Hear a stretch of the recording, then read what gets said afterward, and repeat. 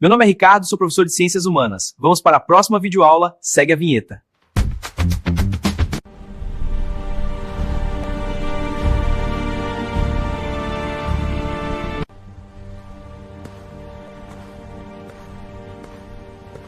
Eu sou Heródoto, o pai da história.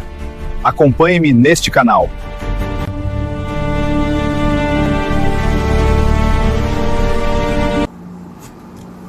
Tema da aula: ciclo do ouro ou da mineração. Quando nós falamos do ciclo do ouro, nós temos que interpretar a história, né? É questão lusitana. Portugal, naquele contexto, entrou em decadência com o fim da União Ibérica com a Espanha. Posteriormente, houve um conflito deles com os holandeses, quando expulsou os próprios holandeses do território do Brasil, porque eles, naquela época, eles tentaram invadir o Brasil para adquirir terras, e Portugal gastou um dinheiro naquele contexto histórico. E o que nós podemos entender também, né? A situação complicou também por causa da questão da recessão financeira. Um dos motivos desse desgaste econômico foi porque Portugal entrou em decadência no fim do período açucareiro. Os outros países concorrentes tinham o açúcar, que ficavam nas Antilhas. Com essa decadência proporcionou que a recessão e revoltas entrando naquele contexto em Portugal.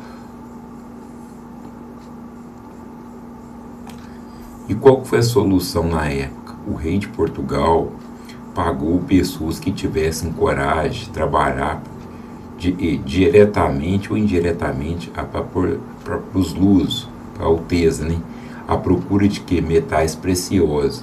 Quais pessoas que saíram da Europa, vieram para os trópicos, na América do Sul, ou para o Brasil? Os bandeirantes paulistas. Saímos de Portugal e viemos para a América Portuguesa, à procura de metais preciosos, rumo à fortuna! O calor dos trópicos da América Portuguesa não é fácil. Viver neste local cheio de animais selvagens. O nosso sonho de ficarmos ricos! As primeiras jazidas de ouro foi encontrada no final do século XVII, na capitania de Minas Gerais, né? Na cidade que é o atual Pitangui hoje. Eles encontraram os metais preciosos, e foi importantíssimos aqueles metais, né? E podemos entender que, aos poucos, a notícia foi espalhando para Portugal. Capitão, encontramos ouro. Isto é ouro de lei. Nesta capitania nova da América Portuguesa. O ouro nessa terra é abundante. Vamos chamar essas terras de Minas Gerais por causa da abundância. E quais outras regiões do Brasil que eles encontraram ouro? Na capitania de Minas Gerais, capitania de Goiás, do Mato Grosso, do atual estado do Pará, do Maranhão, de Pernambuco, da Bahia, do Espírito Santo, do Rio de Janeiro. A maior quantidade foi em Minas Gerais. E também possibilitou que, naquele contexto, várias pessoas saíram da Europa, principalmente Portugal, à procura do sonho da riqueza, do Eldorado, mulheres, crianças acompanhando seus maridos, né? Estima-se que quando eles chegaram naquela época, né, a imigração foi intensa. Alguns historiadores ou estudiosos falam que a população da capitania de Minas Gerais e dos outros estados do Brasil, estados não, capitanias, né, correto falar, né, estados aí surgiu foi anos depois, né? O que aconteceu? A população era aproximadamente, saíram de Portugal 600 mil lusos à procura das riquezas e do Eldorado, do sonho de ficar rico. Essa procura, essa demanda proporcionou que na capitania de Minas Gerais, né, a inflação alimentar, não tinha alimento suficiente para todos os habitantes. Com isso, nós podemos compreender, não tinha como plantar, por mais a demanda de pessoas era enorme, né? E o acesso de trazer alimentos era difícil. O que aconteceu? Às vezes, dependendo do quilo de algum alimento, custava mais que as pepitas de ouro. A migração de pessoas de Portugal inflacionou o preço dos alimentos. Inflacionou, mas como vamos comprar comida agora? É um problema sério. Olhem bem, o preço do feijão por quilo está mais alto que o das pepitas de ouro. Mais caro que ouro? É uma loucura! Uau! O que nós podemos compreender também que trouxe, né, a questão do ciclo da ouro, da mineração da capitania de Minas Gerais? Proporcionou desenvolver construções de pontes, chafarias, vilarejos foram surgindo, movimentos artísticos, né, que veio naquela época para a América Portuguesa, né, para a América do Sul, principalmente aqui no Brasil, ajudou bem a desenvolver os arraiais, né, que existiam, né. Também houve um conflito entre quem? Como nós mesmos já explicamos no início dessa aula, os bandeirantes paulistas procuraram essas riquezas, chegaram aqui no final do século XVII para o início do século XVIII. A missão dos bandeirantes paulistas era o que? Procurar quais coisas, podemos falar? As riquezas, desbranvejar que encontrasse no nosso território e a procura de índios, foragidos, escravos, e prendessem essas pessoas que fugissem naquela época, né? Também houve outros forasteiros que chegaram devido à grande quantidade de imigração, os bandeirantes paulistas, né? Desculpa, os bandeirantes paulistas, não, os emboabas naquele contexto, chegaram naquela região também, e com isso houve um conflito. Os emboabas eram chamados de forasteiros. Como eu já falei, os emboabas eram chamados de forasteiros e ambos achavam que eram donos das minas, né? Porque não existia uma regulamentação para quem poderia explorar.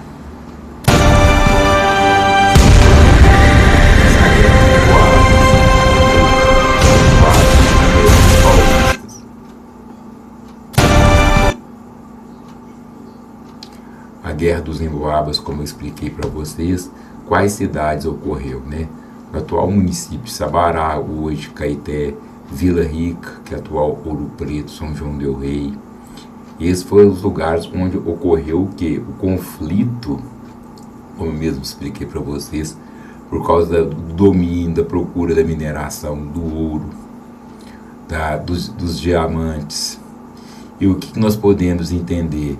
Manuel Nunes Viana derrotou o exército que estava sob o domínio de Borba Gato, né, dos bandeirantes. Foram eliminados próximo ao rio da morte.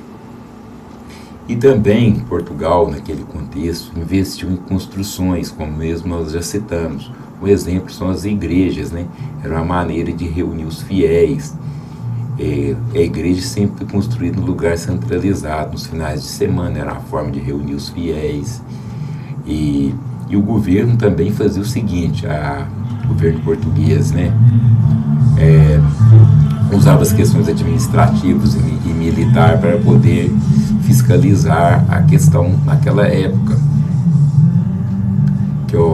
Em razão disso, quando houve a descoberta do ciclo do ouro, nós podemos entender 20 anos, acredito que alguns historiadores, depois que Portugal foi ter notícia que existia uma grande quantidade de metais preciosos. E o que aconteceu? Quando Portugal já tinha noção que existia isso, começou a cobrar 20% o valor da extração do quilo do ouro, da extração.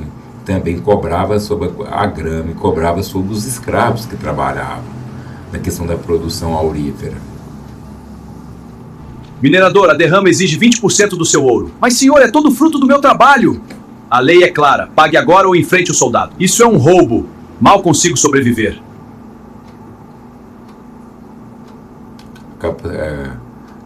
Capacitação era substituída, né?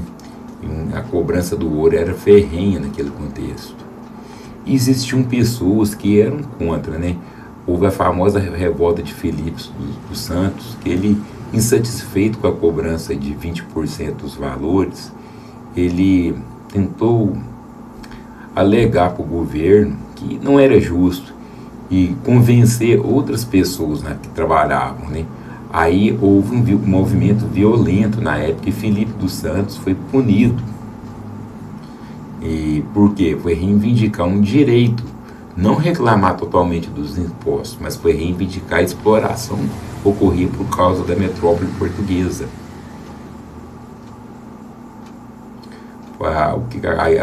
O que nós podemos entender? Os diamantes foram encontrados naquele contexto, ouro, e posteriormente, quando Portugal decidiu fazer o que? Sabia as jazidas de ouro que existiam, ele estabeleceu uma regra que, como eu mesmo já citei, da cobrança de 20% do ouro, como cobrança de imposto, e cedia concessões para as pessoas que tinham dinheiro, né, para poder conceder explorar o ouro. Essa concessão tinha validade durante apenas 4 anos. Se você gostou da aula, curte. Se você desejar, me segue. Muito obrigado. Olá, vamos mergulhar hoje numa virada espetacular da história do Brasil. Como é que uma crise econômica gigantesca, a do açúcar, acabou dando origem à maior corrida pelo ouro da América do Sul?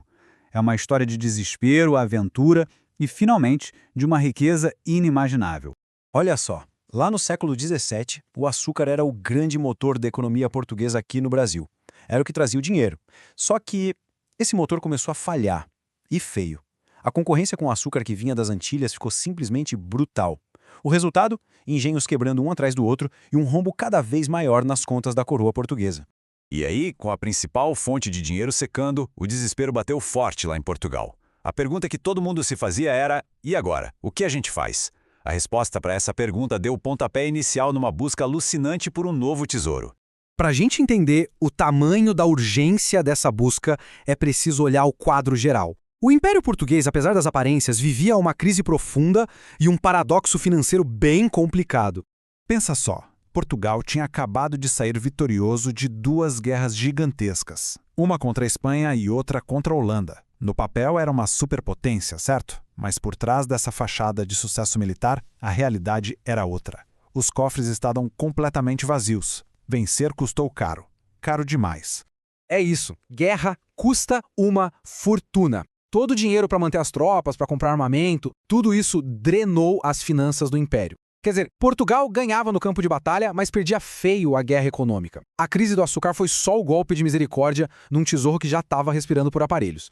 Com a corda no pescoço, a coroa portuguesa precisava de uma solução para ontem. A missão era muito clara: encontrar uma nova fonte de riqueza. E para essa missão, eles recorreram a um grupo de homens, digamos, especialistas em desbravar o desconhecido. Essa frase aqui resume tudo. Não era mais uma questão de ambição, de querer ficar mais rico. Era uma questão de sobrevivência para o Império. O rei precisava desesperadamente de uma nova fortuna para não deixar o Estado quebrar de vez. A ordem era simples: achem. E quem eram os encarregados de achar esse tal Eldorado brasileiro? Os bandeirantes. Na maioria, paulistas. Eram homens rudes, acostumados com a vida dura no sertão, que lideravam expedições em busca de ouro e, também, para capturar indígenas. Eles eram a controversa, mas única aposta da coroa. Então a coroa investiu nessas expedições, contratou os bandeirantes e deu a eles uma missão que ia mudar para sempre o destino da colônia. E lá foram eles, se embrenhando em territórios desconhecidos, movidos pela promessa de riqueza para eles mesmos e, claro, para o rei. E depois de anos e anos de buscas incansáveis, aquilo que parecia só lenda, só boato, finalmente se tornou realidade. Eles encontraram. O ouro foi encontrado. O ano que mudou tudo foi 1693. Nomes como Antônio Rodrigues Arzão, Borba Gato e Bartolomeu Bueno de Siqueira acharam as primeiras grandes jazidas de ouro em regiões que hoje, não por acaso, formam o estado de Minas Gerais. Caeté, Sabará, Pitangui. De repente, esses lugares estavam no centro das atenções do mundo. Ouro, e não era pouco não, era ouro em abundância. A notícia se espalhou como fogo, confirmando que o interior do Brasil escondia uma fortuna que ninguém nem conseguia calcular. O sonho do Eldorado não era mais um sonho, era real. Bom, essa descoberta deu início a uma das migrações mais gigantescas e caóticas da história.